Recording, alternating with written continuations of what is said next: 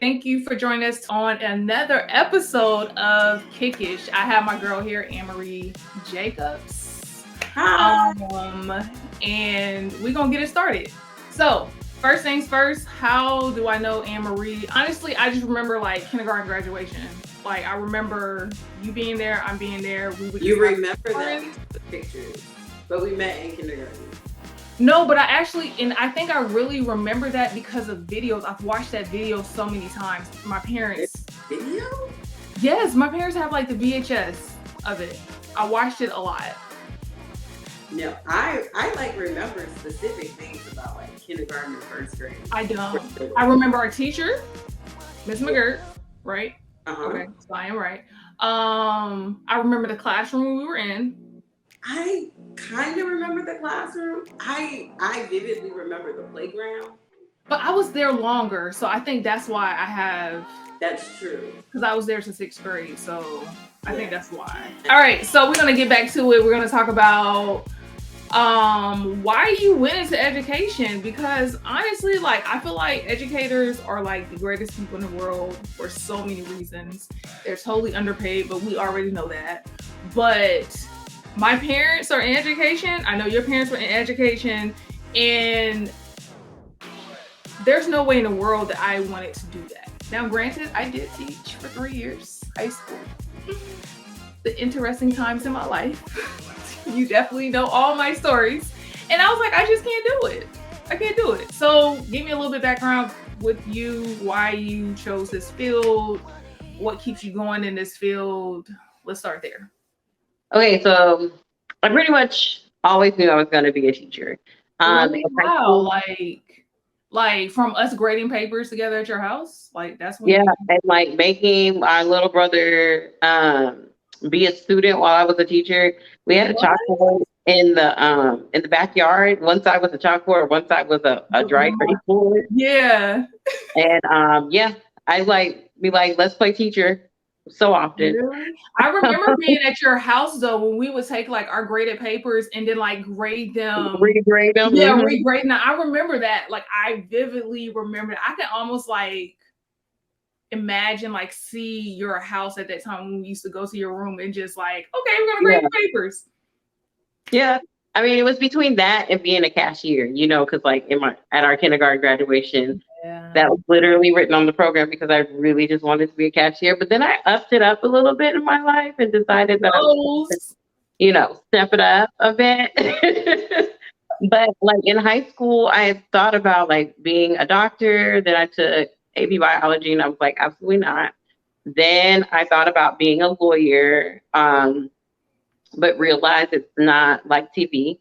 I thought about being a paralegal because they really do most of the work for the lawyers, but they are underpaid and they do way too much work. Then I thought about being a psychologist, and that never really like that. I still toy around with like getting another degree in psychology. Really? That part, yeah, I've never really like completely let go. When I got to college, once I realized for sure that I was going to be a teacher in high school, when I got to college, I thought about doing a double ed psych major, Okay. but they had to write way too many papers, and I was not for that in that time of my life. But I did a lot of shadowing for school psychologists, and a lot of times they told me like I was really natural at it, but I in college I was not trying to do the extra work. I feel you. I feel you. But I've always liked working with younger children, and I've always just like teaching and like trying to make learning fun, because for me that was just exciting. Like So that's crazy. I could like there was not like it was crazy because growing up, my family or people asked what I wanted to do, and I was like, I'm not sure, but I know what I don't want to do. Like for sure, I knew I would never want to be a teacher or in education or nothing. There was just nothing in me. And honestly, Emery, I don't. I think I told you. Even when I was approached with this idea, I was like, no. Like when they was like, hey, we have an opening, I was like, no. My Yeah. mom's like, you should look into it. I was like, no. And then I moved home and it was like, you ain't got no job, girl. But yeah, that's crazy. You know, I really love it. It's really helpful when you're a teacher, um, when you're dealing with the different personalities and different learning styles and just like kids, and just you never know what their background life is, but knowing those different ways to like pick up on it and to know how to better help them, because if you know what's going on in their mind, you can better teach to set up your teaching for them. So it's That's super helpful. that's crazy because I never thought about like that should be some classes. I don't know if that's classes that you guys took, Yeah. but that should really be like it should be hand in hand because I Uh-huh. remember teaching high school and there were just so many things I was just like they don't I guess for me I didn't go to school to be a teacher, so I was literally thrown into the classroom, but I realized like so many it's more than just teaching the kids a subject. Yeah. It's so much more. It's kind of like you take the place of like as a female, their mom for those Yeah. 8 hours. Their Yeah. mom, their counselor, their teacher, their coach, like everything. And it's just like I wasn't prepared for this. Yeah. You really become like everything. You're everybody at any given time. Um, like my shirt says, motivator, believer, innovator, educator. Like you're literally all those things, and more, because whatever they need at that moment, you have to give it to them because all of it is connected to your learning. So most people think, oh, my kid is going to school and they need to learn A, B, and C. But if your kid hasn't had a good night's sleep, they're tired, they're not going to learn. If they're hungry, they're not going to learn. If there's something bothering them and they're stressed, that's playing in their mind. So they're not going to learn. So here you have a group of children that you're trying to educate whatever subject area it is. But if this is going on in their mind, they're not listening to you, they're not engaged, they're not paying attention. So, in order to be an effective teacher, you have to dig and know the cues of, oh, this child is not acting their normal self, or this child may be tired, or this child, and kind of find ways to one, understand them, know who they are, and then you're able to develop, different teaching styles for that child. But all of that plays so much into their learning, and people sometimes don't realize that or understand that, like how a healthy environment helps education. That is true. Also my shirt says young gifted black teacher, by the way. Since you want to show off shirts. I'm gonna skip over to like COVID. So we've been in COVID, you've been rocking it out during COVID, virtual, in person. How do you think, like, because everybody was at home. So of course now you're into their homes, via virtually or whatnot, or they're coming back to school. Like how outside of like we know the mental, the physical, of like it was a lot dealing with COVID. People had whatever going on. But how do you think that kind of really affected like your teaching? Like what did you have to shift as far as like your teaching style? Like how do you reach the kids? Like was it more of we got to play more games because they're getting bored because they're sitting here, or like I don't know, I'm just like curious. You had to shift literally everything. And what kind of sucked, and what a lot of people, in the moment, people were like, oh, educators are really out here. But like what people didn't realize is that we were never trained for COVID. Like everything we did, it's kind of like we pulled out of our back pocket. Like we literally, as teachers, made everything up. Like, because no one has ever in the history, like, yes, you have your online classes, Yeah. but students usually choose that path. And that's usually very intrinsically motivated students choose that online path, unless they're making up a class or whatever the case may be. So but you're now talking about like students of all different learning styles all have to be online. And so you are shifting everything. It's one thing if I was like always an online teacher, Yeah. but we're used to being, very in person and whatnot. So you shifted everything. And as a teacher, every day is a new day, but every day was literally a new day. Like we are playing everything by ear. We are experimenting out of the yin yang. And it was very difficult at times because when kids are dropped off at school, you can make sure that they're in class. You can Mhm. get them out the hallways. So and so's not. So and so came to school today, but they're not in my class. Like, where are Mhm. they? Whatever the case may be. When you're online, like they don't show up. They don't show up. There's nothing you can do. And so it's just like, okay, hey parent, like your student wasn't here today, but if that parent didn't check their email, or that kid didn't, like, it was just getting kids logged on to Zoom, making sure you're seeing their faces, because they could log on, but like you'd be seeing ceiling fans, you would see like blank screens. Some of them would be in their robe, laying in the bed, like What? all sorts of things, having breakfast, eating cereal, like walking around. You can see some of them like texting their friends while they're on Zoom and laughing because they're muted. So they're Yeah. just having, but they're signed on and that's all they have to do. So classroom management was like so different.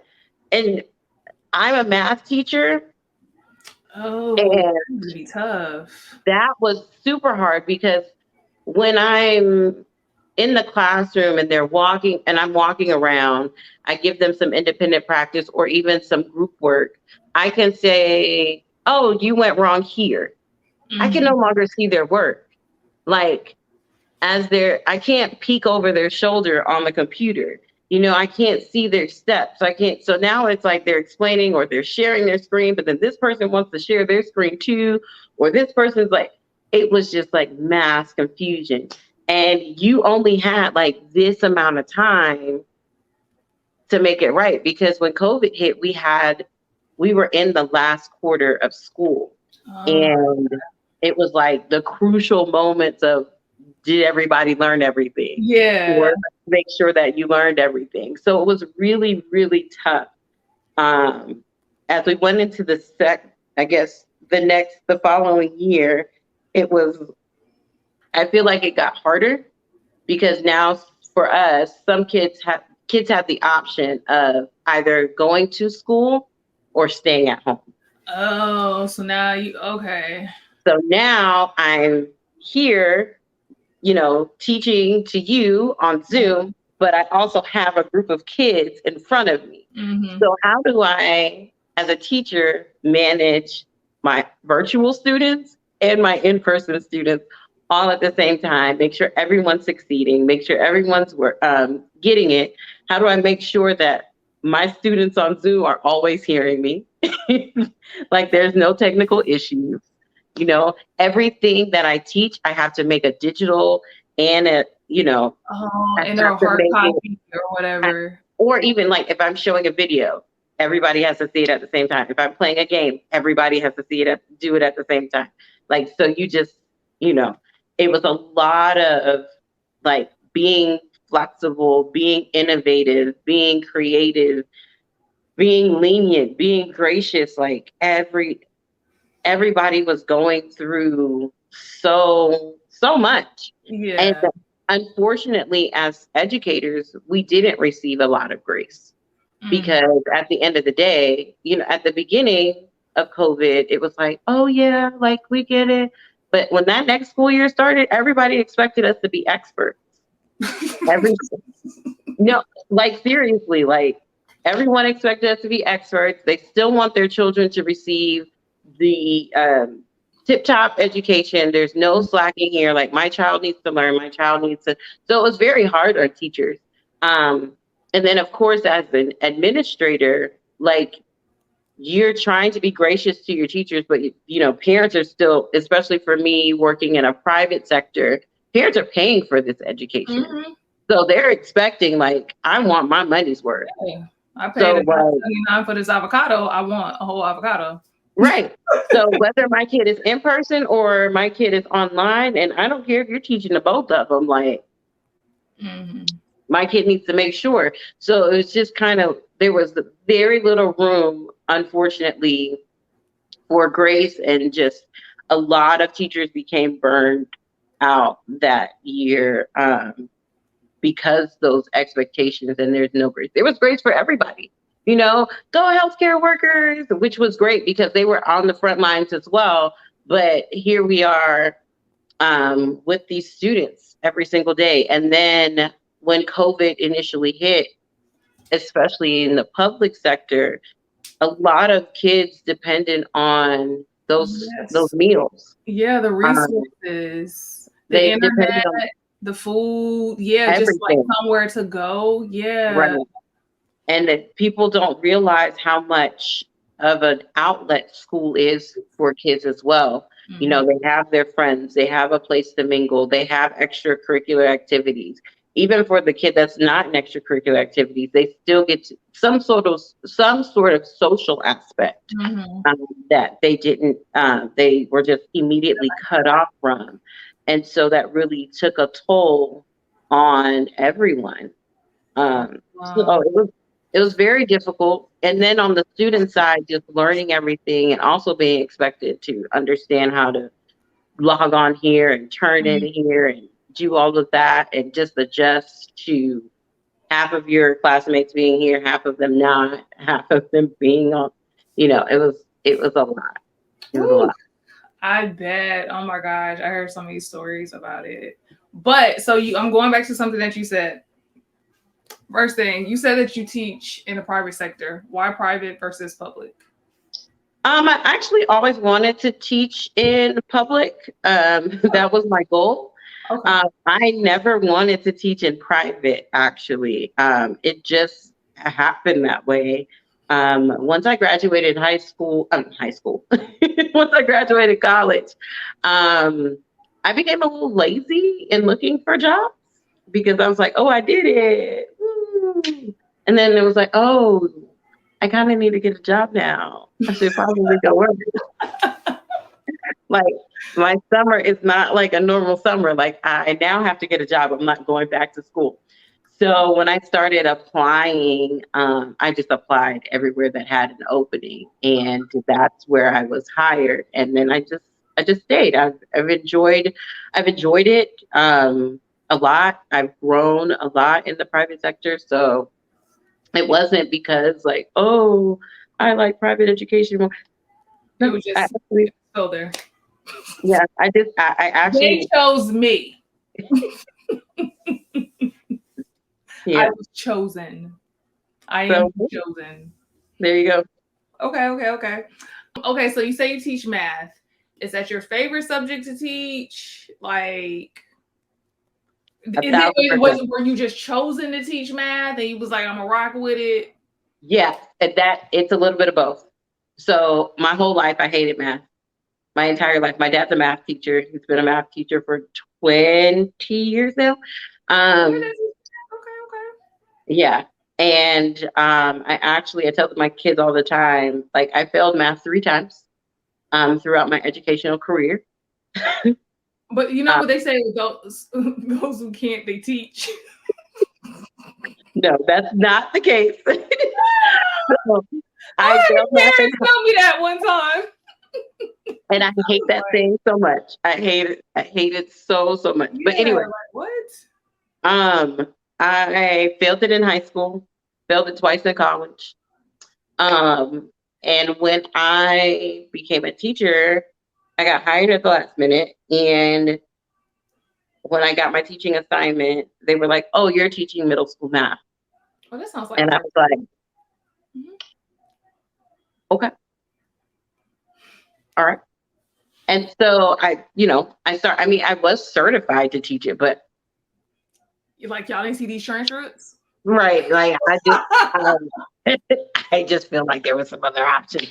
So anyway, once I started teaching it, I was like, oh, this makes so much sense. It does. Like it Like really I, does. I get it. But then I was like, yo, the reason I didn't get it is because, and so I took it in as like, I'm going to change the way that math is being taught so that kids understand it.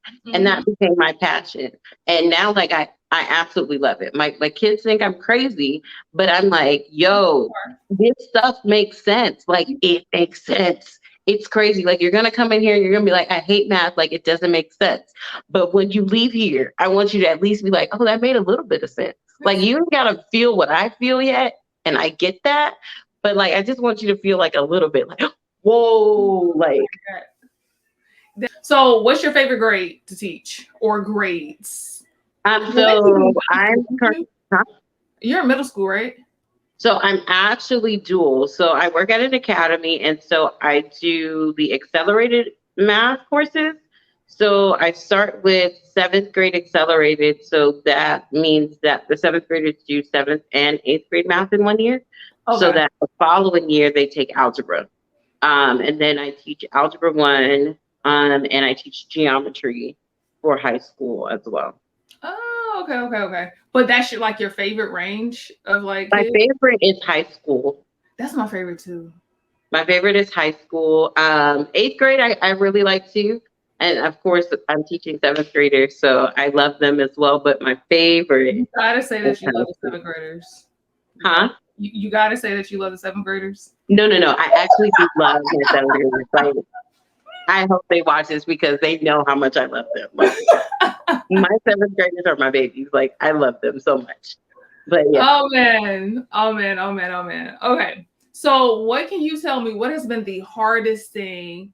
And we're gonna exclude COVID because we know COVID was hard. But what has been like the hardest thing in your career of like educating, whether it's teaching, whether it's like you getting certifications or just coming into like being yourself in this role of who you are? Like what has been the hardest thing? I think the hardest thing for me was getting my master's. um, because thankfully, teaching comes natural for me. And that's another reason why I knew I was going to be a teacher. Like, I'm very passionate about it because it's like, I know it's my purpose in life. Okay. Like, I live and breathe it. And so that part, like stepping into a classroom, no problem. Um, Even when I was an administrator, um, that part wasn't even like tough. I guess working, the hardest part would have been as an administrator, just keeping the peace between parents and, and everybody. Um, that was, I guess, the most challenging. Making sure that all of your parents are happy and they feel like they're getting their money's worth, and that you're providing the tip top education for their child. I think that might have been the most challenging. Okay. So masters and providing Yeah, people they pay for. yeah. That my comps test for my principal certification, definitely the hardest thing I've ever done in my life. Oh wow. I don't even want to know. I don't But even know. Okay, so we're gonna switch gears for a second. I'm not gonna ask you your stance or none of that other stuff or whatever because honestly, I don't really care, and this is not the time and the place that I want it to be. But what is it? Because you told me about how hard it was to basically manage during COVID. What about like when these things happen, like there's a shooting at a school, there's like just different things that happen at schools, like where they should not be happening. I mean, they shouldn't be happening anywhere, but specifically like our schools, these are kids. Like, how do you bounce back, like coming back into the classroom, like with that? Like, you come back into the classroom as a teacher, like, yo, this could have been us. Two, you're coming back into the classroom as these kids are like, yo, this could have been us, you know, and they're getting a lot of this information. It's feeding into them because they're seeing it on social media.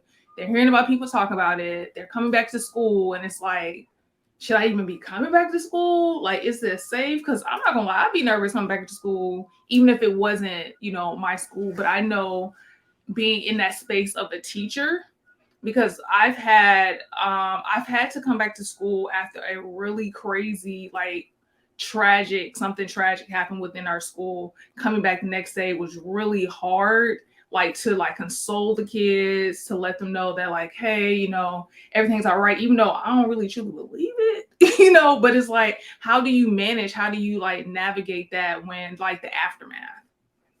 So the biggest thing that I do from day one is I create a safe space for my students. Making sure that my students know they have a safe space is so important because when things like this happen, they know they have a place that they can come and release. Whether it's they're scared, whether it's they're mad, whether they just are confused, whatever the case may be, they know that they can come in this classroom and they can unleash. Um, I'll give an example. When the mass shooting happened in um, New York at the grocery store, um, it happened to be the same week during that same weekend. One of my students decided that they were going to walk to the park. Um, it was like 9, 10 o'clock at night. That they were just gonna walk to the park, and their parents were looking all over for them. And so when they came in, they were like, "So, well, another student would happen to be with them that weekend or whatever night. Yo, Miss Jacobs, can you believe so and so decided that they were gonna walk to the park in the middle of the night and our parents had to go looking for them? And he doesn't know why it's so wrong." And I looked at and so he was like, "I would just went to the park." And I was like, "Okay, so now we're gonna have to have a moment." And he was like, "My parents already told me that it was a bad thing to do." I was like, "No, no, no, no, no. It's deeper than that." I said, "You are a Black man in America. So you can't just walk to the park." I was like, "Let's talk about all the people who were just walking and didn't make it back home." I said, "You guys heard about the mass shooting that happened in New York this weekend?" They were like, "Yeah." I was like, "Somebody drove hours just to kill African Americans because they don't like African Americans. And they were just going grocery shopping." Yeah. And like, you are just going to the park, but you can't just go to the park. You have to take extra precautions. And they were like, "Oh, I didn't think about it like that." It's like, we have to put on a different thinking cap. Mhm. But in that reception, it wasn't like an attack. It was a learning moment. Mhm. But they felt comfortable enough to talk about it. And Mhm. so then questions came up, but we've created this safe space that they can ask these questions and they can understand these things. Um, I have a lot of those questions that come up. I also teach African American history as an elective. Okay. Um, and so we have a lot of these discussions about why and how. But in order to do that, that safe space has to be created. And that is one thing that is like so pertinent in our education system is, as we said at the beginning, like, we're everybody. But in order to be everybody, we have to create a safe space that our students can trust us. And so when things like that happen, they can come in mad, they can come in upset, they can come in sad, but they know that they can release that. And having a space to release that, because, school counselors get overwhelmed, teachers get overwhelmed, everyone gets overwhelmed. Mhm. And so I know for me, I have to get it out before I stand before my class. Mhm. That way that I can be that shoulder for them as well. But it's so important that we create that space for them to have an outlet. so that they can kind of begin to deal with that and learn effective ways to deal with it. Okay, okay. Well, I'm gonna go back to something that you said, since as we know, everything is about race. Like a coworker and I were just talking about, just as a Black woman, like we don't step out of our door like, oh, we're just a woman. When we walk outside our house every day, we walk out, it's like, I am a Black woman, and that means so much. And it could be positive or it could be negative. And you have to like address yourself, monitor yourself and act accordingly, basically. I really think it's very important that we as Black people see ourselves in so many different areas of the world. How do you make sure that like your Black kids, and not to exclude, because when people say Black Lives Matter, they we have some people who say, but what about, it's not about exclusion, it's about inclusion. How do you make sure that your Black kids are seen and heard and like they are somebody? Because like I feel like if they're not, they got to get it at home. But if we're at school, if we can't even get it at school, teachers really set a tone for, the future of kids' life. Like I remember specific teachers and like what they said to me, like I remember stuff like that. So specifically, what do you have? Like, is it something that you say like, my job and duty as a Black teacher is to make sure these Black kids, feel a certain way, do a certain thing? Like, how So do you navigate that? I do it really with all of my kids and making sure that they know they matter. Okay. And in doing that, it's just kind of finding ways to relate to them on a cultural level. For them, just seeing me being authentically myself, I'm Mm-hmm. very intentional about how I look when I go to work and Okay. things like that, because I want them to see a Black woman as being a Black woman. And so I intentionally wear my hair natural a lot of the times that I go Okay. to work, because my school is diverse, but I would say there's definitely more. There's a lot of children of color, but there's more white children than Okay. children of color. And so I want them to see this Black woman with her natural hair, and she's confident and in it. She's Mm-hmm. not like I wear it big, I wear it, I wear it out. I want them to see that. I want them to see what it is for a Black woman to be professional as well. But also, I can also um, what's the word I'm looking for? I don't I can have. also code switch and Okay. be relaxed with that. Yeah. So that they know, like, oh, that's professional, Miss Jacobs, but This she's is still one cool. of us in a Yeah. sense. But there's so many kids of color that just they don't have representation. Mm-hmm. Representation, it's so needed. And so obviously I'm a Black woman. I'm not a Vietnamese woman. But that doesn't mean I cannot relate to my Vietnamese kids. So Mm-hmm. we have a lot of international students. And so one thing I've done, especially throughout the years, is I make sure I know how to say their name, Yeah. their Vietnamese name, and say it correctly. And I'll call them that name versus their American name. And that Mm-hmm. makes them feel so seen Mm-hmm. and so like related to.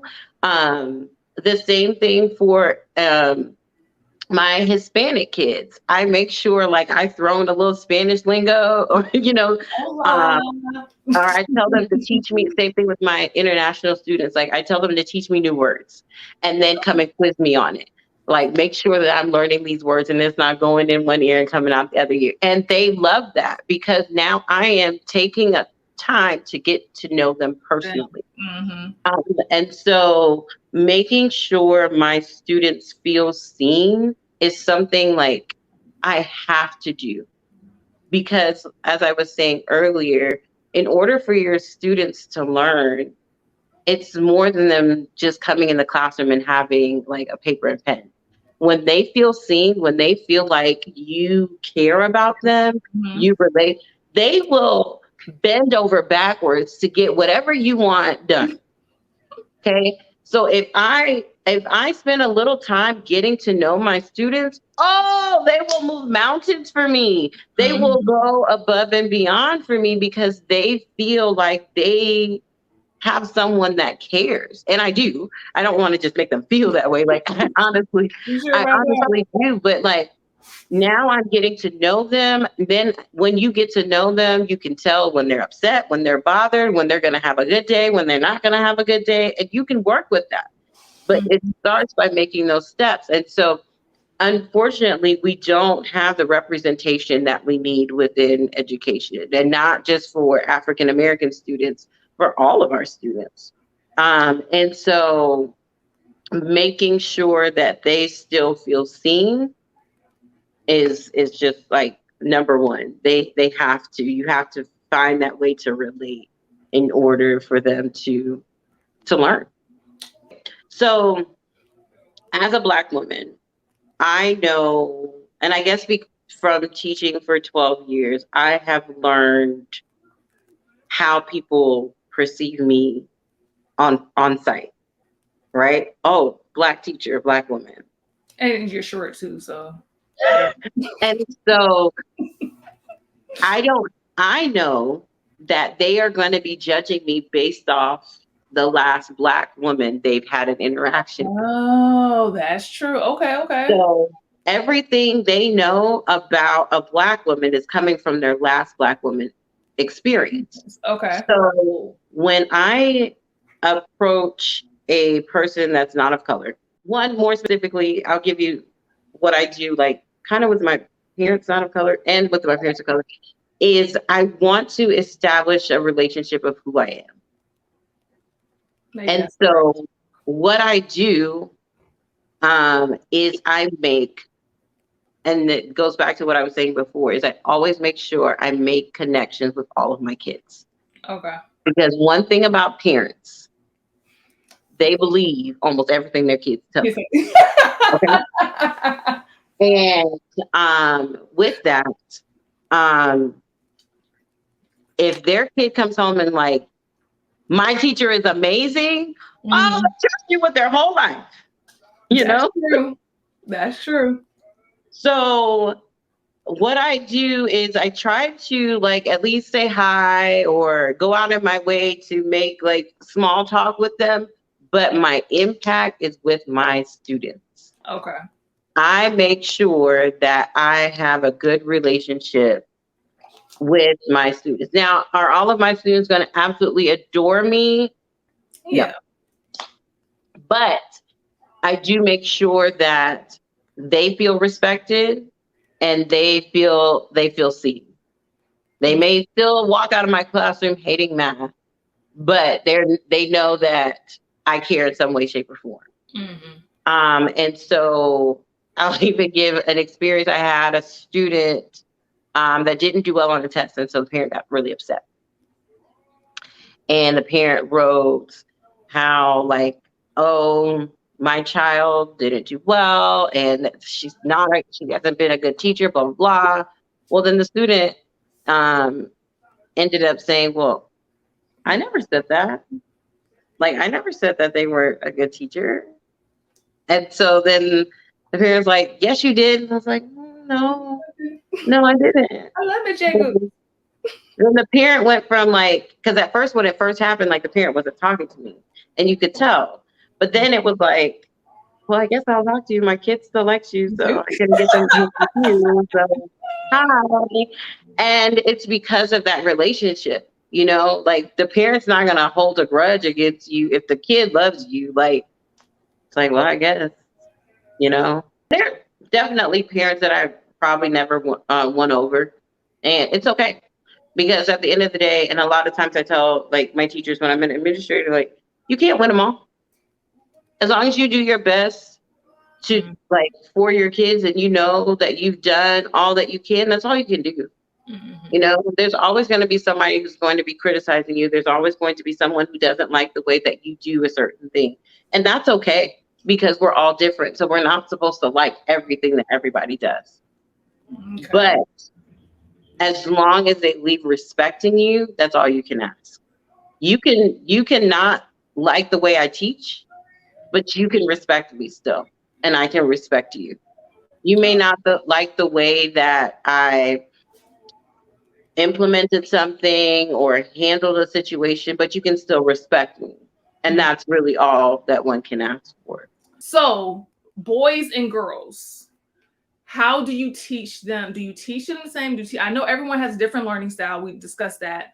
But do you think your girls learn a certain way, or just girls in general versus boys? Like with math, um, people often think, oh, boys get math easier than girls because with math, things are like cut and dry. Yeah. There's not a lot of room for creativity. It's Uh, like boom, boom, boom, boom, boom. Step one, step two, step three, step four. And so you would think that with girls being so fundamental, but girls are very creative as well. So like, but what happens sometimes if this? they want to make it more elaborate. But I really don't see a big difference between boys and girls as far as learning. It's more like I just have different learners because some of Okay. my girls do it this way and some of my boys do it this way. And so when I'm teaching and I'm setting up a lesson, I'm very interactive because I don't like to be bored. So I'm going outside.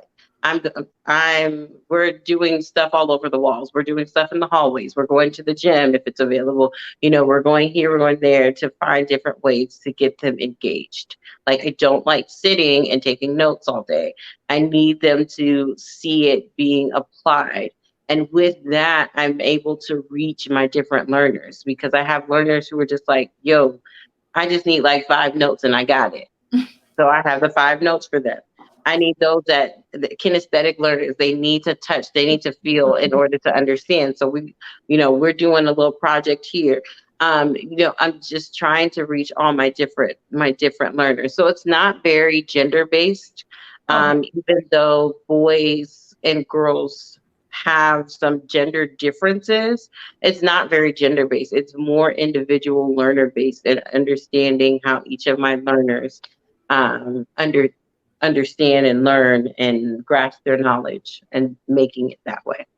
Okay. What is like one thing that you would tell someone coming into education? Like from your Um, experience so far? if I a new teacher, Yeah, a new um, teacher, somebody who's saying, I'm gonna be a teacher when I get out of college. I would say, and I think it's what I've been harping on this whole time: get to know your students and Okay. make your classroom for them. Okay. Okay. Okay. And then my last question is, what is the best resource that you have found that helps you, like, I guess, make your job easier? Like, I know some people follow certain IG pages because they have a lot of like tips and tricks for education, or like they swear by a certain like McGraw Hill book or Pearson book. I would say I would like to thank all of the teachers who put into Teacher Pay Teacher Yes, because I forgot about I that. live, breathe, and die Teacher Pay Teacher. Like Yes. yeah, if I need like a quick resource or like a quick activity, Teacher Pay Teacher almost never fails. And I just want to take this time to shout out all the teachers who make that stuff and put that in there because for teachers like me who don't have that time, y'all the real MVPs. Yes, I remember using Teacher Pay Teachers several times. I'm like, "What? You got the whole activity too?" Like, and all I gotta Yes, do is download. You said no prep. yes. Oh my, oh my, oh my, oh my, oh my. So awesome, awesome. I'm done with my questions. I do thank you for your time. Now, I've learned so much about you. You wanted to be a psychologist? Like what? Like where? Like how? Okay. You knew you wanted to be a teacher, like from grade. That's crazy. Like that's still like crazy to me. You knew you wanted to be a teacher then. I didn't know what I wanted to do, honestly. I just knew my parents said I couldn't live with them forever. So, Right. so, and I just, but awesome. Well, I want to thank you so very much for coming to kick it with me here at Kickish. All right. Thank you for having me. Yes. So I'm going to wrap it up. Thank you for coming once again. And you guys, do not forget to comment, like, subscribe, follow, and most importantly, share. Is there anything else you want to shout out before we leave?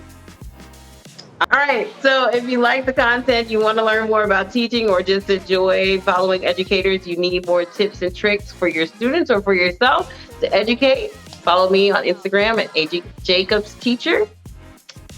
And don't forget to like and share. Yay! All right, so we're wrapping up. Thank you guys for tuning into this episode of Kickish. And as I'm going to say, deuces and bye.